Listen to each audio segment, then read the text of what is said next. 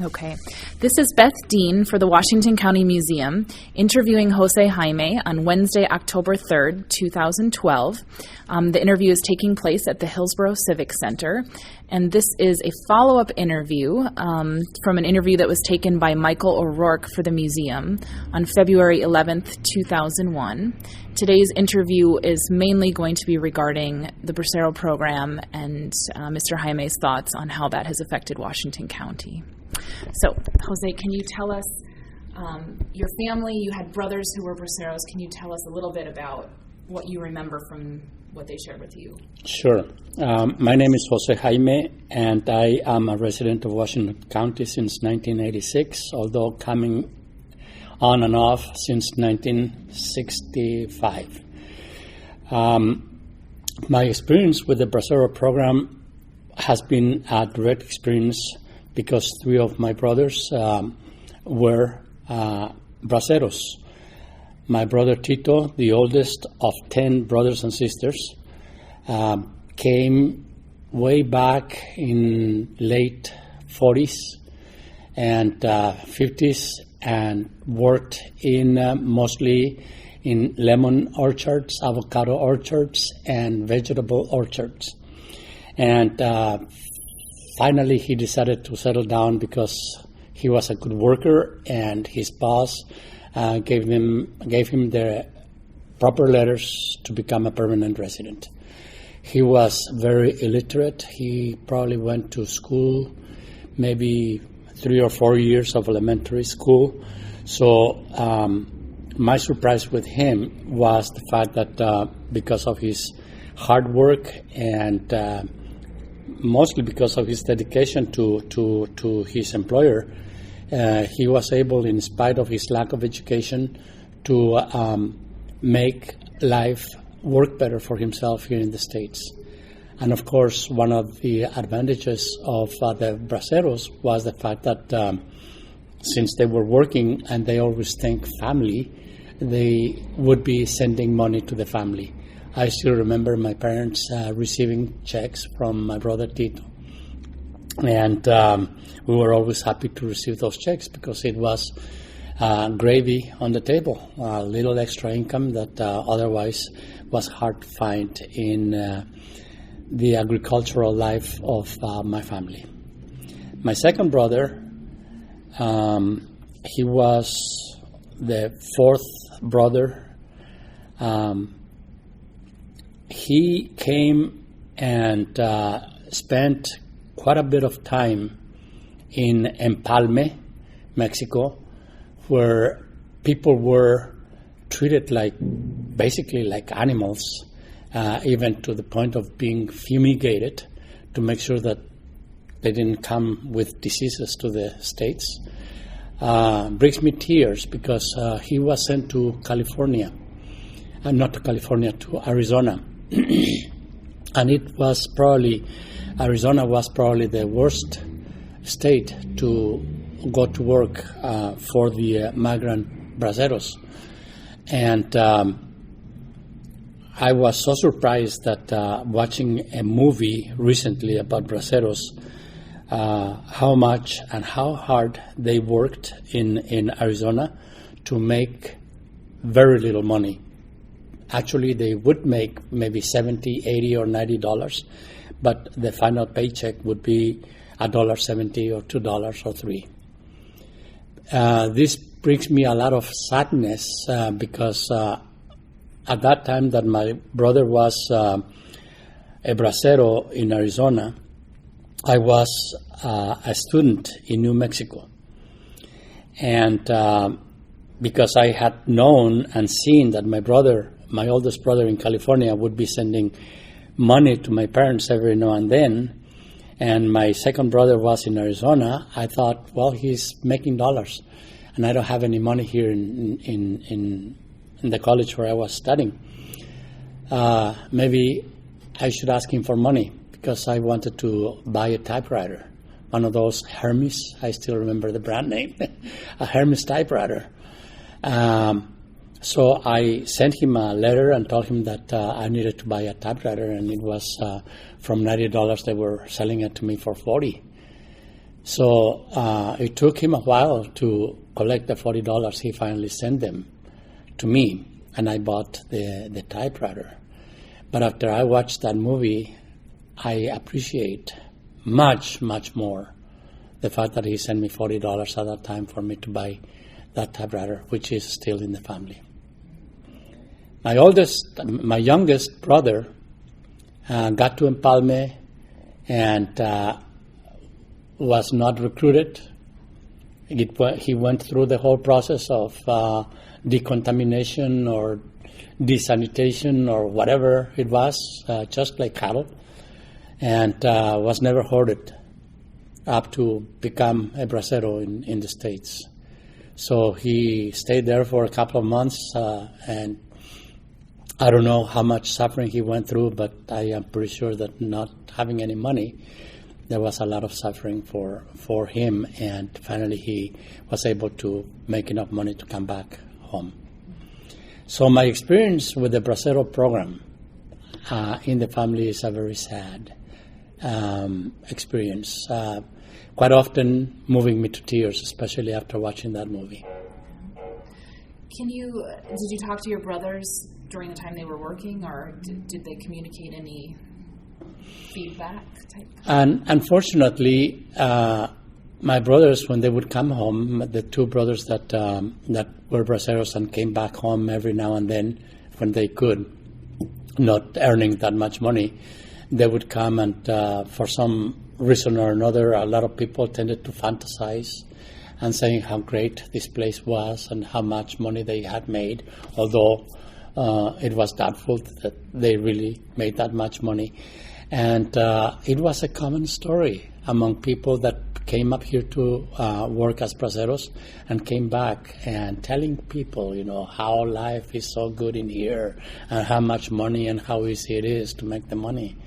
And they didn't talk about the suffering. They didn't talk about all that pain that they had to go through, at least in my family experience and in my town experience, because there were a lot of people that came as braceros. What sentiment comes to mind when you hear the word bracero? I don't know if it's a sentiment, but now I think of the braceros and tears. That would be what comes to mind: sadness, tears, sad history in the history of Mexico. The Bracero program probably brought dollars to many braceros, but brought much more suffering for the braceros that made it up here, and for the many wanted to be braceros and never made it, and just came up to Empalme and to other places of recruitment, and just suffered. Now, in our research, we've learned that there were 2 Bracero camps in Hillsboro, which is now Chute Park, I guess, the old fairgrounds, between, I think, 1943 to 1947, when the program officially ended. But we don't see a lot of, we haven't found people maybe that stayed from that experience, but we do have an idea, or maybe it's a hypothesis that we haven't proven. But do you know of any connection with the Bracero program in general across the United States, and maybe a connection to Washington County? In my experience of the few people that I have encountered that were braceros, they don't live here in Washington County. They and probably they are already dead. They lived in Portland, and they came mostly, the ones that came to Portland, they came to work in the railroad, and probably in the Port of Portland too itself. It doesn't surprise me that braceros came also here to Washington County, because it has been an agricultural community forever, and many people that I have encountered that have settled in this area did not come as braceros. They came on their own from Mexico. They knew the way to get up here, and they were attracted to Oregon because it was a seasonal type of work. And that's mostly what a lot of the people from Mexico that want to be workers in the States, they just wanted to be seasonal workers so that they could go back to their families and probably bring in money and have a better life for their families in Mexico. Now, can you describe a little bit more about the conditions that your family, was it Morelos, Mexico, where you're from? What were the conditions like for your family that necessitated or that maybe instigated your brothers to go? I think the main reason why my oldest brother came up here was that working as a campesino in my hometown was not a trade that would enrich you. In fact, you had to work a lot, very hard, and just barely make ends meet. The other thing was that my brothers being so, youthful, teenagers, strong, healthy, they didn't see themselves as, staying there and work in the fields and just continue making ends meet, and that's it. And when they saw the opportunity to come as braceros, like everybody else, all the youth of their time, that's what they wanted to be, because they thought, you can come and just pick up dollars from the trees in Oregon or California or Arizona or in the East Coast. What, it seems like a strange question, but what is a bracero? What did you... It all depends on how you break up the word bracero. But if you refer to the braceros, the meaning of the word was that brazo is your arm. So a bracero is the person that works with his arms, with his brazos. However, if you put bracero into a context, it's a place where you make fire and where you cook from brasas. I never thought about that. So a bracero is the place where you put the coal, light it, and then you put a comal, the pan, and cook the tortillas there. So those are the two meanings. I think when they thought of calling it the Bracero program, it referred more to the brazos, to the arms, to the use of your being a handyman, especially in the fields. Yeah. Now, you have seen great changes in Washington County because you've been coming here starting in the 60s, mid-60s? Yeah, 60. I actually came back the first time to Washington County in 65 and 66. So and back and forth, and then became permanent resident in 86. So you've been here for a long time. What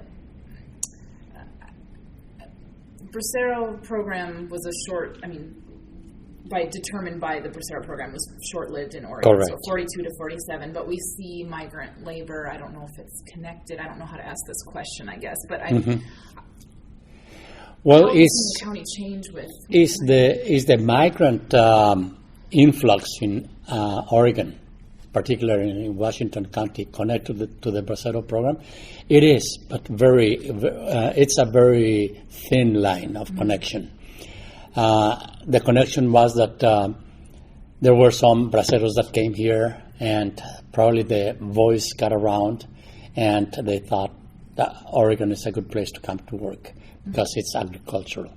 And most of the people that came as braceros came to work in the fields or in the railroad, but mostly in the fields.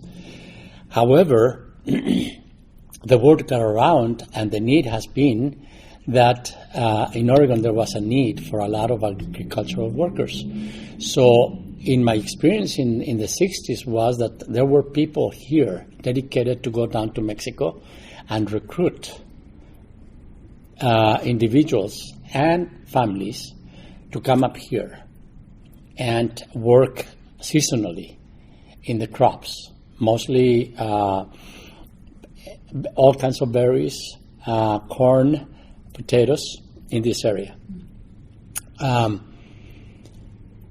Later on, more families, especially from Texas, started to migrate to Oregon.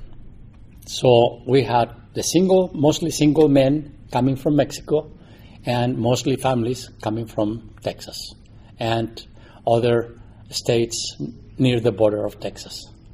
In fact, back in the early 70s when Centro Cultural was founded, they had a program that was called Ormetex. Or for Oregon, Me for Mexicans, Tex for Texans. Ormetex. And they would do a lot of peace work, mostly for, not Intel, but there's another big company that... Tektronix. Mm. And they would be trained there, and then Tektronix would hire them. So that's later on another program was developed that formed a group of churches that decided to subsidize 12 families to settle down, because we thought that in order to get rid of poverty, people needed to stop being migrants and to settle. So that group helped 12 families for 6 months with room and board and work. And they didn't have to pay anything, so that they could buy their home. And that's how they stayed. And those families were actually the founders of Centro Cultural later on. So was that the Catholic Church that did that? Or no, several churches. Several churches here in Hillsborough. Wow. Okay. Mm-hmm. Yeah. It was a really nice program. Good program. That's great. Mm-hmm. And I heard you talk about that on Saturday. Yeah. Great. Mm-hmm. So there is a connection, but very, very thin. Mm-hmm.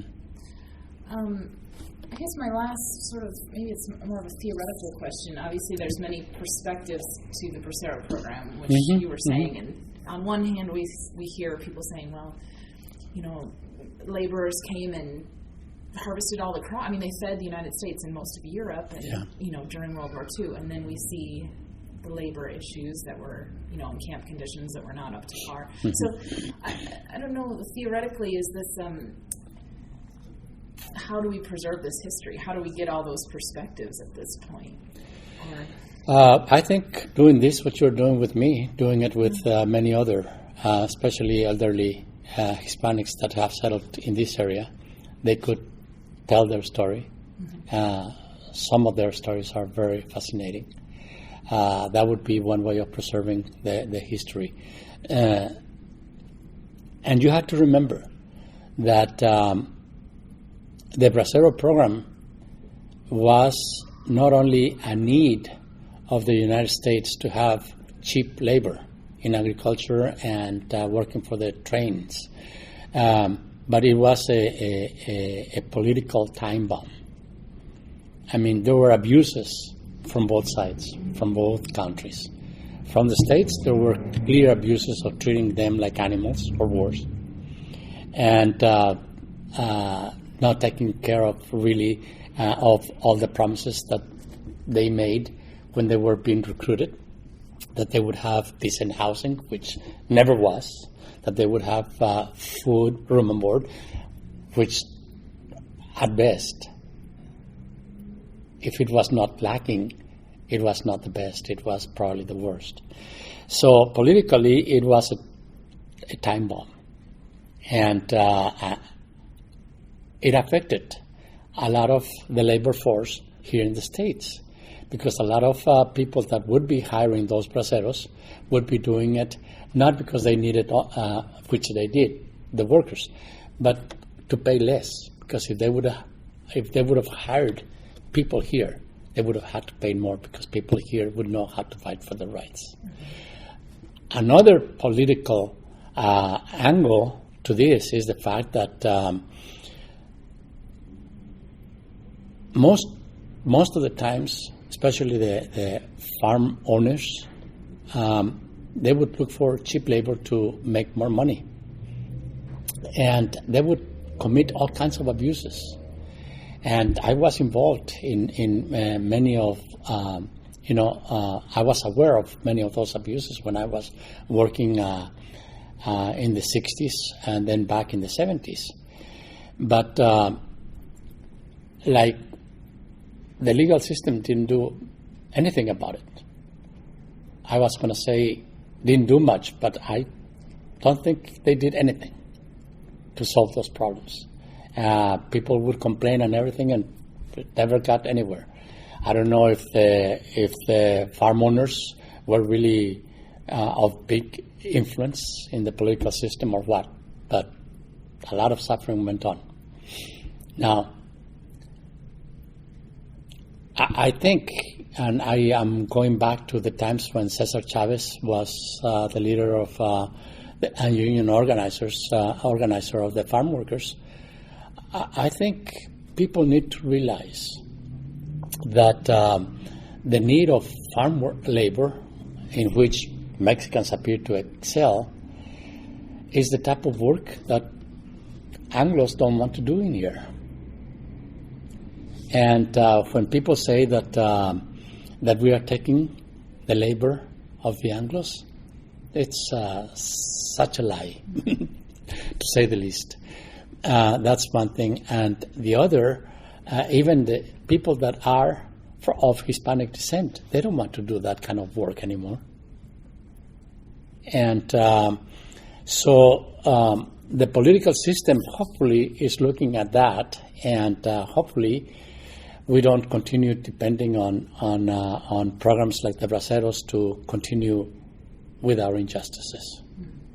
Yeah, I think my greatest fear in all of this is that we are continuing this rhetoric that we're only preserving agricultural history of this really rich, Hispanic Latino community that exists in Washington County, which is not our intention, but we're also thinking, well, this is an important piece of history to research so that we can continue to build upon it. Yeah.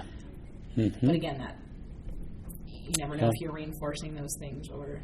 Of course, right. Yeah. Mm-hmm. So, is there anything else that you would like to share about Braceros, about people that you think maybe we should speak with, or...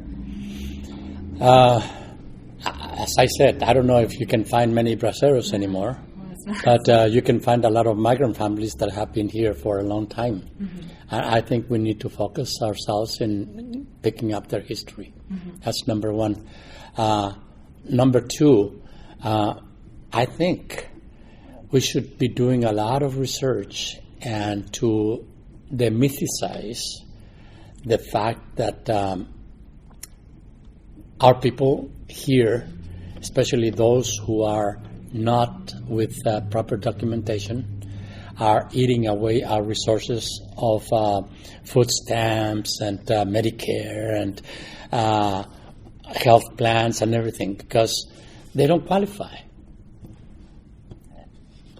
It's a myth that they are getting our resources. Those that qualify is because they have already paid their dues. But the majority pay their dues without qualifying. So it's us that qualify, including all the Anglo community, that benefits because they all pay taxes. So I don't know if people that are mentally closed to the fact that we are draining the coffers of Medicare and Medicaid and Social Security, they are never going to accept the fact that that they don't pay. I mean that they pay taxes, but they don't get any benefits. What we need to emphasize now is the fact that the Hispanic community, including the migrant community, are enriching this county in more ways than one. Look at all the flourishing Hispanic businesses in Hillsborough that have grown, more than 100-fold. Yeah. If you compare, and I like to quote this, but it can give you an illustration. If you compare the value of the Hispanic community in the United States and consider the Hispanic community as a nation, our economic power would be considered equal to being the 17th or 18th nation in the world. Yeah. That changes. So that's the perspective that I have about the Hispanic community. So, and we are growing in every aspect. So, and we are a very young community. Yeah, all over the states, but particularly here in Oregon and here in Washington County. The majority of our Hispanic community is under 24 years old. So, in the United States? No, here in Washington County. 124 years. No, under 24 years. Okay. Average. Average. Not 124. 24. 24. I was like, that doesn't, okay, 24 years. Uh-huh. Average. So that we are a very young community. Yeah. And we are here to stay. Good. Well, I think the museum is, to be more inclusive in what we're collecting and documenting in the county. I mean, this is what's happening right now. So we're looking at Braceros, but how do we really get a better picture of the vibrancy of the community? Unfortunately, the history of the Braceros is already going too fast into being relegated to the past. Yes. So maybe this would be the proper time to look for more individuals, maybe that were directly involved. My involvement was directly in the sense that I had 3 brothers, two that became Braceros and one wannabe. But I myself was not a Bracero. I came as a student. I came as one of the elite guys that came up here with proper documentation and to study. But they came to work and work really hard. Yeah. Well, thank you very much. You bet. Yeah. It's a pleasure. I appreciate it. I'm going to hit the off button. That's about